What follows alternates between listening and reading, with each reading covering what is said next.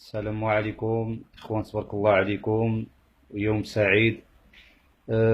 هاد الفيديو عملته تضامنا مع الاخ ديال حد السوالم اللي داولو 17 مليار من الدار ديالو. يعني داولو له جهد ديال سنين مسيكن، والتعب ديال سنين، والالام والسهر د الليل والسرقه والرشوه والتزوير والكذوب. يعني ديك المعاناه ديال سنين داوها له في نهار واحد. يعني هاد السيد اللي ما حمقش في الغالب راه باقي له الفلوس. هذا الشيء هذا ما كانش خصو يكون.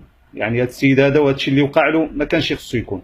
مسكين تزير قال لهم انا عملت دارت، ولكن دارت واخا تكون عملتيها مع المغاربه كاملين ما تعطيك شي 17 مليار.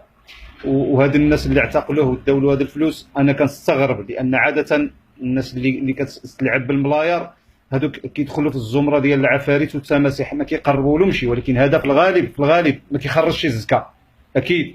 لا، باش يزكى هاد المسلمين ما تخربقوش. هذه الزكاه ديال المسؤولين. الزكاه ديال المسؤولين عباره على اش؟ يعني المسؤول كيزكي من المسؤول اللي فوق منه، المسؤول اللي فوق منه كيزكي من المسؤول اللي فوق منه، المسؤول اللي فوق منه كيزكي يعني باش فوقاني كيحمي تحتاني، وتحتاني كيحمي اللي تحت منه، وهكذا. هذا هو الاصل. واللي عز عليا وحز في نفسي انا بزاف هو مسكين ماشي العمره. السيد باغي يتوب، باغي يعمل عقله. السيد اصلا كان ماشي يعمل عمره ويرجع ويرد الناس الفلوس ديالها كاملين. دابا داتهم الدوله والله لا رجعوا لهم.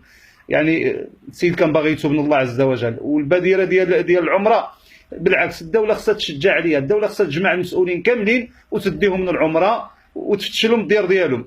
هما اللي هنا يتوبوا، وهادو هنايا يديو فلوس.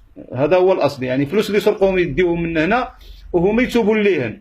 باش هذا الشيء اللي عملوا. وعاد الدوله قالت لنا شحال جبرت 17 مليار، وقالت لنا فين جبراتهم في الفيلا. حق ما قالت لناش فين مشاو هاد الفلوس، يعني فين غتديوهم. الصنادق عاود الصنادق كلشي عنده سوارت، التماسيح والعفاريت تما. يعني مشى هادشي عاودنا نفتشوا عليه في شي دار شي مسؤول اخر.